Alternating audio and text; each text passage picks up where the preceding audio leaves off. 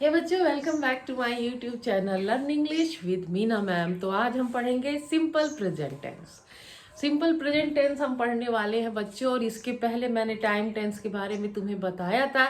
अगर तुमने उस वीडियो को नहीं देखा है तो उस वीडियो को का लिंक मैं आई बटन में डाल दूंगी, तुम उसे ज़रूर चेक कर लेना। और इसके पहले हमने की थी टेंस की तैयारी, तो अगर तुमने उन वीडियोज़ को भी नहीं देखा है तो उनके लिंक मैं डिस्क्रिप्शन बॉक्स में डाल दूंगी और उसे ज़रूर देख लेना, क्योंकि ये वीडियो तो बहुत ही यूज़फुल है, ना केवल स्टूडेंट्स के लिए बल्कि टीचर्स के लिए भी। टीचर्स के लिए, हाँ बच्चों, मैं अपने एक्सपीरियंस के बेस पे बता रही हूँ कि मेरे अंदर हमेशा ये क्यूरियोसिटी रहती थी कि और टीचर इस टॉपिक को कैसे पढ़ाएंगे, किसी भी टॉपिक को। और जब ट्रेनिंग हुआ करती थी ना, तो मैं इस बात के लिए बहुत एक्साइटेड रहती थी कि मुझे पता चलेगा कि और दूसरे टीचर कैसा पढ़ाते हैं। और फिर जब मेरा YouTube से सामना हुआ, फिर तो मैंने जाने कितने लोगों को सब्सक्राइब कर लिया, और मैं उन्हें लगातार फॉलो करती रहती हूँ, क्योंकि अच्छा टीचर वही होता है जिसके अंदर ये प्यास रहती है हमेशा ज़्यादा जानने की और अपडेट रहने की। और हाँ बच्चों, मैं तुमसे एक बात शेयर करना चाहती हूँ। मेरे बहुत ही आदरणीय श्री राम मोहन तिवारी सर का मेरे पास फ़ोन आया था, जो कि जबलपुर में मॉन्टेसरी में प्रिंसिपल हैं और जो इंचार्ज ज्वाइंट डायरेक्टर भी रहते हैं। वो बहुत ही सर्वगुण संपन्न है, वो इतना अच्छा गाते हैं और लिखते भी हैं। और उनके भी यूट्यूब में चैनल है, एक चैनल है धर्मो रक्षति रक्षित है। और उन्होंने मेरी टीचिंग स्किल की तारीफ़ की और मुझसे पूछा कि आपको ये वीडियो बनाने की मोटिवेशन कहाँ से मिली। तो बच्चों, मेरी मोटिवेशन का सोर्स तो तुम ही हो। मेरा ये जो चैनल है ना, वो तुम ही को डेडिकेटेड है। मैंने सिर्फ तुम्हारे लिए ही ये सब शुरू किया था। मैं चाहती थी कि तुमको इंग्लिश की तुम्हारी प्रॉब्लम दूर हो और तुम ज़्यादा से ज़्यादा डिटेल में हर चीज़ के बारे में जान सको।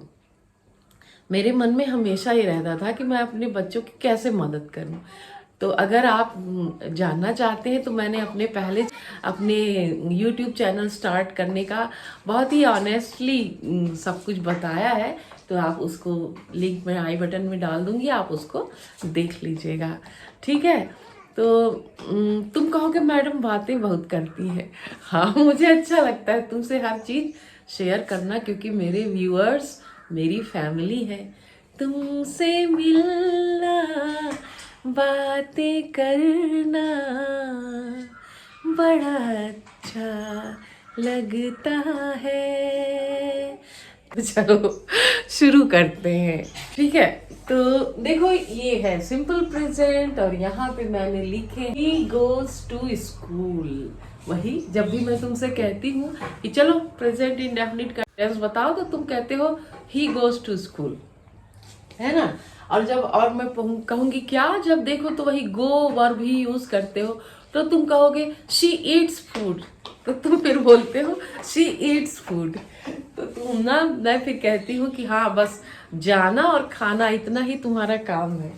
तो ज्यादा कोई एफर्ट करेगा तो कहेगा they play cricket, we sing a song.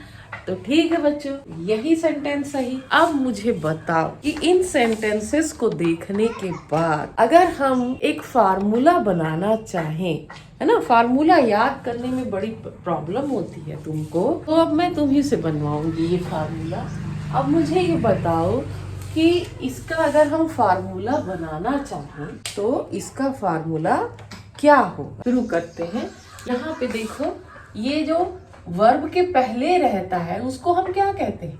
Verb के पहले जो भी नाउन या प्रोनाउन होते हैं उनको हम क्या कहते हैं? उनको हम कहते हैं सब्जेक्ट। तो ये जो पूरा है ना, ये सब क्या है? ये सब्जेक्ट है। और इसके बाद अगर हम देखें तो फिर हमारी आ गई वर्ब। सबके बारे में मैंने तुम्हें बच्चों वीडियो में सिखा रखा है और उसको तुम्हें सिर्फ चेकआउट करने की जरूरत है। अब यहाँ पे तुम देखो, ये वर्ब है, इनमें एस लगा हुआ है, और ये जो कुछ वर्ब है वो क्या है?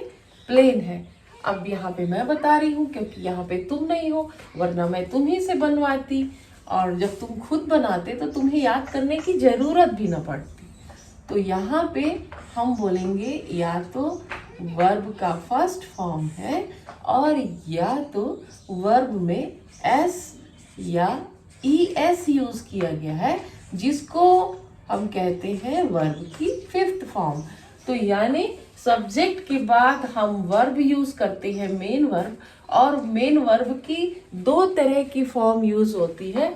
एक यूज होती है जिसमें एस या ES लगा रहता है, और जो दूसरी जो कि वर्ब की प्लूरल फॉर्म होती है। वर्ब के बाद जो आता है वो क्या कहलाता है? ऑब्जेक्ट, है ना।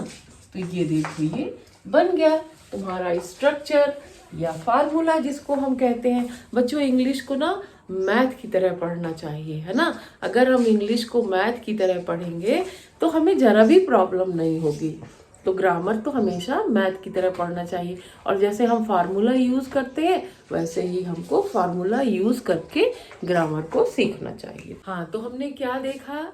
हमने ये देखा कि आई, वी, यू, दे और प्लूरल नाउन के साथ हम वर्ब का फर्स्ट फॉर्म यूज करते हैं, और ही, शी, इट, एनी नेम के साथ या सिंगुलर नाउन के साथ हम वर्ब की फिफ्थ फॉर्म, जिसको हम कहते हैं एस या ES या IES, जिसमें हम लगाते हैं वर्ब में, उसका यूज करते हैं। तो चलो मैं तुम्हें थोड़ा सा ये भी सिखा देती हूँ कि वर्ब में एस या ES या IES का प्रयोग कैसे किया जाता है। चलो देखते हैं कि यदि किसी वर्ब का अंतिम अक्षर O हो, S हो, डबल S हो, SH हो, CH हो, X हो, Z हो, तो उसके अंत में हमको ES लगा करके उसको सिंगुलर बनाना चाहिए, है ना। जैसे गो में हम ES लगाते हैं, जैसे डू में हम ES लगा करके उसको सिंगुलर बनाते हैं। डबल S जैसे हो गया गेस, GUESS, और गेस में हम ES लगाते हैं और उसको सिंगुलर बनाते हैं। जैसे फिक्स में हम ES लगा के उसको सिंगुलर बनाते हैं। तो इसी तरह जैसे कैच हो गया, CATCH, कैच में हम ES लगा करके उसको सिंगुलर बनाते हैं।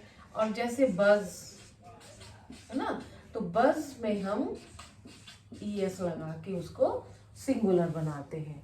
तो ठीक है, अब ये हो गया पहला रूल।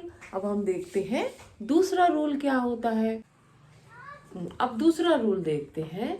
मान लो अगर किसी वर्ब का अंतिम अक्षर Y हो और उसके पहले कोई वॉवेल ना आए, तो क्या करना पड़ता है उसको सिंगुलर बनाने के लिए? Y को I से रिप्लेस कर देते हैं, है ना।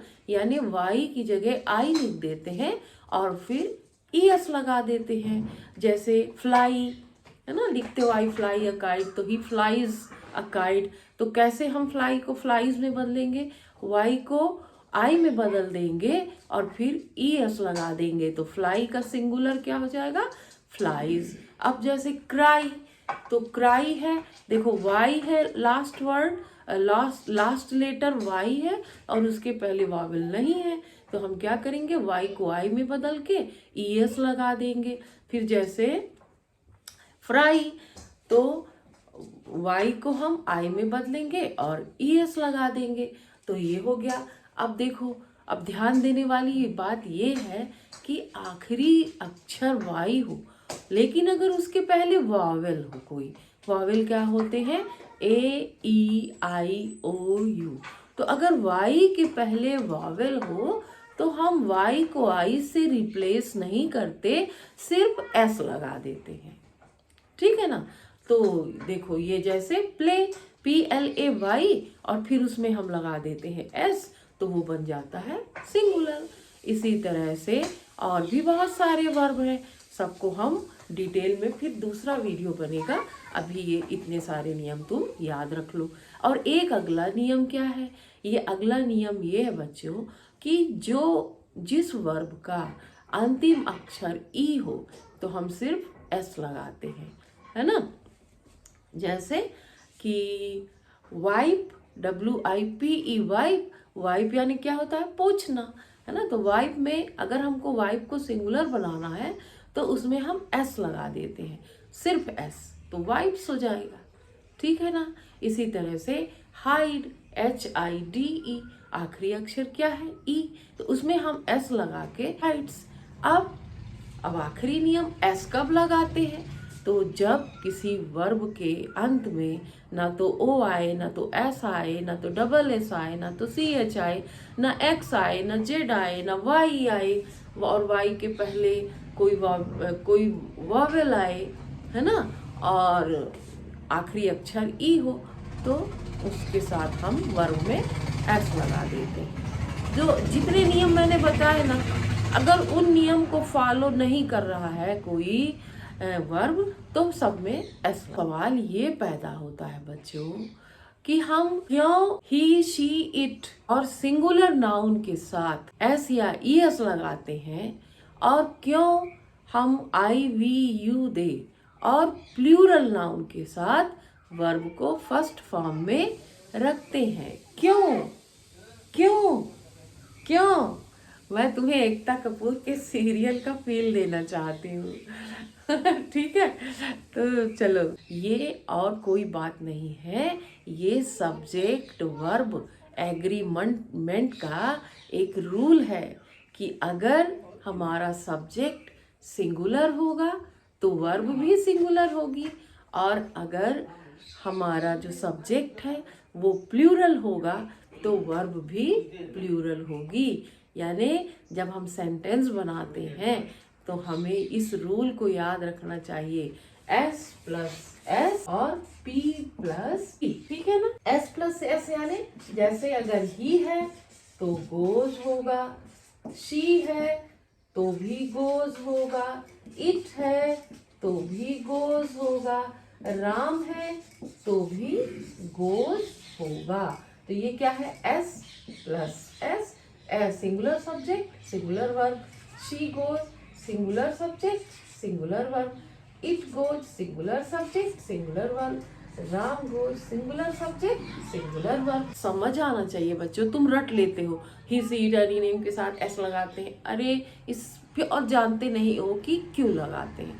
अब तुमको कभी नहीं भूलना तो नहीं चाहिए। चलो ठीक। P प्लस P कैसे होगा, जैसे I है तो गो होगा, plural subject plural verb, we है तो भी गो होगा, प्लूरल सब्जेक्ट प्लूरल वर्ब, और दे है तो भी गो होगा, plural subject plural verb, P plus P। Confuse मत होना, वर्ब अपने मूल रूप में प्लूरल में होती है और S और ES लगाने से सिंगुलर बन जाता। सिंपल प्रेजेंट का यूज करते कब और इसकी पहचान क्या होती है, वो ऐसे सेंटेंस होते हैं जिनको हम रोज करते हैं, जैसे वह स्कूल जाता है, यानी जो कार्य हम रोज करते हैं। मैं खाना बनाती हूँ, ये काम भी मैं रोज करती हूँ। मैं सुबह जल्दी उठती हूँ, तो ये क्या है, मेरी आदत है। तो हम क्या समझे कि जब हम अपनी डेली रूटीन को बताने के लिए, अपनी आदत को बताने के लिए करते हैं। और जैसे the sun rises in the east, तो ये क्या है, यूनिवर्सल ट्रूथ है। जैसे ऑयल फ्लोट्स ऑन वाटर, ये क्या है, ये भी एक यूनिवर्सल ट्रूथ है। तो यूनिवर्सल ट्रूथ को बताने के लिए हम इन सेंटेंसेस का यूज करते हैं। तो जो इन सेंटेंसेस की बातें जब भी तुम करोगे ना, कि जैसे देखो, मैं रोज स्कूल जाती हूँ, मैं सुबह उठती हूँ, सूरज पूर्व में उदय होता है, तो देखो सबके आखिरी में आता है ता है ता है ता है। तो ये तो बच्चों है कि पहचान हिंदी में, लेकिन इसकी समझना ये उतना इम्पॉर्टेंट नहीं है बच्चों, जितना कि हमको उन एडवर्ब्स के बारे में जानना जिनका यूज़ प्रेजेंट इंडेफिनिट टेंस में किया जाता है। तो वो कौन कौन से एडवर्ब है, चलो हम उनको भी देख लेते हैं। जैसे टाइम को एक्सप्रेस करने वाले एडवर्ब, जैसे ऑलवेज यानी हमेशा, ऑफन यानी अक्सर, समटाइम्स यानी कभी कभी, जनरली माने सामान्यतः, यूजुअली, अकेजनली माने कभी कभार, रेयरली यानी मुश्किल से, सेल्डम माने भी कभी कभार, नेवर यानी कभी नहीं, हार्डली, स्कार्सली, इनका भी मतलब होता है बहुत ही मुश्किल से। हैबिचुअली माने आदतन, फिर daily, every day, every night, every morning, every evening, every week, every month, फिर वीक के साथ हम सभी कुछ, एवरी के साथ हम सब कुछ जोड़ सकते हैं, जैसे week, month, year, once a week, once a day, once a month, twice a day, twice a week, twice a month. इस तरह से हम टाइम एक्सप्रेसिंग इसमें वर्ड्स का यूज़ करते हैं। और चलो हम इसके कुछ एग्जाम्पल भी देख लेते हैं। जैसे Ram goes to hills every summer, I go for a walk daily, my brother always helps me, my mother never reads the newspaper. और हाँ, कुछ ऐसे वर्ब है ना जो हमारे मेंटल एक्टिविटी को दर्शाते हैं, हमारी इमोशंस को बताते हैं, फीलिंग्स को बताते हैं। ऐसे शब्दों को हमेशा प्रेजेंट इंडेफिनिट में यूज़ करना चाहिए, है ना। वो कौन कौन से हैं, जैसे notice, recognise, see, hear, smell, appears, look, seem, want, wish, desire, feel, like, love, hate, hope, refuse, prefer, think, suppose, believe, agree, consider, trust, remember, forget, know, understand, imagine, mean, mind. इनको हम किस में use करते हैं, हमेशा present indefinite tense में। जैसे we believe in God, ये देखो बिलीव, ये क्या है, हमारी मेंटल एक्टिविटी है। ही अंडरस्टैंड्स माई प्रॉब्लम, वह मेरी प्रॉब्लम समझता है। आई थिंक, ये आई एम थिंकिंग नहीं बोल सकते, I think she is always wrong. I know that you can not do this, तो नो का देखो इसमें प्रेजेंट इंडेफिनिट में, she trust in him, she trust in him. I consider that he is a good singer. तो जो ऐसे sentences, ऐसे कुछ वर्ब होते हैं ना जिनको हम सिर्फ प्रेजेंट इंडेफिनिट में ही यूज करते हैं। फिर बच्चों जैसे कुछ सेंटेंस होते हैं ना कंडीशनल सेंटेंसेस, उसमें जिनका जो सबऑर्डिनेट क्लास अगर इफ से, व्हेन से, बिफोर से, आफ्टर से, till, until, unless, as soon as long as और इन केस से अगर स्टार्ट होता है तो उसके साथ हम प्रेजेंट टेंस का प्रयोग करते हैं। यदि उसका जो प्रिंसिपल क्लास है वो फ्यूचर टेंस में है। जैसे देखो एग्जाम्पल के लिए, if you run fast you will win the race. तो इफ यू रन फास्ट जिसमें कंजंक्शन लगता है वो सबऑर्डिनेट क्लास होता है। देखो ये किस में है, प्रेजेंट इंडेफिनिट में। और you will win the race ये प्रिंसिपल क्लास है, तो ये किस में है, फ्यूचर इंडेफिनिट में, है ना। जैसे when he comes here he will help me, तो when he comes here ये सबऑर्डिनेट क्लास है, ये प्रेजेंट में है। और he will help me ये प्रिंसिपल क्लास है, तो ये किस में है, फ्यूचर इंडेफिनिट में है। अगला यूज है हियर और देयर से स्टार्ट होने वाले एक्सक्लामेटरी सेंटेंस में सिंपल प्रेजेंट टेंस का प्रयोग होता है। जैसे here comes the bus, there goes the bus. बच्चे जो मैंने अभी तुम्हें बताया ना, उसके अलावा और हम प्रेजेंट इंडेफिनिट का यूज़ कब करते हैं, ये हम नियर फ्यूचर में जो काम करने वाले होते हैं ना उसको बताते हैं। अगर हम इस बात को फ्यूचर इंडेफिनिट से कहें तो उसमें इतनी श्योरिटी नहीं रहती, ये सिर्फ हमारा इंटेंशन, हमारी प्लानिंग को बताता है। लेकिन अगर हम कुछ काम हम आगे भविष्य में करने वाले हैं उसको अगर हम प्रेजेंट इंडेफिनिट से बताते हैं तो उसमें श्योरिटी होती है। जैसे अगर मैं कहूँ कि I make a video in the evening, इसका मतलब मैं वीडियो शाम को बनाऊंगी ही, है ना। और अगर मैं कहती हूँ कि I will make a video in the evening, इसका मतलब है कि मेरा इरादा है बनाने का, बना भी सकती हूँ और नहीं भी बना सकती हूँ। तो जिस चीज़ में श्योरिटी होती है उसको हम प्रेजेंट इंडेफिनिट टेंस के द्वारा व्यक्त करते हैं। उसके अलावा और हम इसका कब यूज़ करते हैं, इसके अलावा हम यूज़ करते हैं बच्चों स्टोरी वगैरह सुनाने में। जब हम उससे क्या होता है, हमें लगता है कि सारी चीज़ें अभी हमारे साथ हो रही हैं। जैसे हम कहते हैं कि फिर उतने में एक राजकुमार आ जाता है ना। ऐसे हम बच्चों को कहानी सुनाते हैं ना, तो इससे क्या लगता है कि बच्चों को कि हाँ राजकुमार आ ही गया। है ना। तो ठीक है। और इसके अलावा कमेंट्री वगैरह में, और अगर किसी की कही बातें हैं ना, उसको जो कहती हो उतारने के लिए हम प्रेजेंट इंडेफिनिट टेंस का यूज करते हैं। जैसे महात्मा गांधी सेज डू और डाई, ठीक है, इस तरह से। जैसे Keats says a thing of beauty is Joy for ever, तो किसी की कही बातों को सुनाने के लिए। तो ये सारे इसके यूज होते हैं। तो ठीक है, हमने ये भी जान लिया कि हम प्रेजेंट इंडेफिनिट का यूज कब कब करेंगे। तो बच्चों, मैरी क्रिसमस, तुम लोगों को क्रिसमस की ढेर सारी शुभकामनाएं। ये था सिंपल प्रेजेंट का फर्स्ट पार्ट। अब नेगेटिव और इंट्रोगेटिव बनाना हम अगले पार्ट में सीखेंगे, और किस तरह से प्रेजेंट इंडेफिनिट में स्टोरी टेलिंग करते हैं ये भी सीखेंगे। Thanks for watching and don't forget to like, share and subscribe.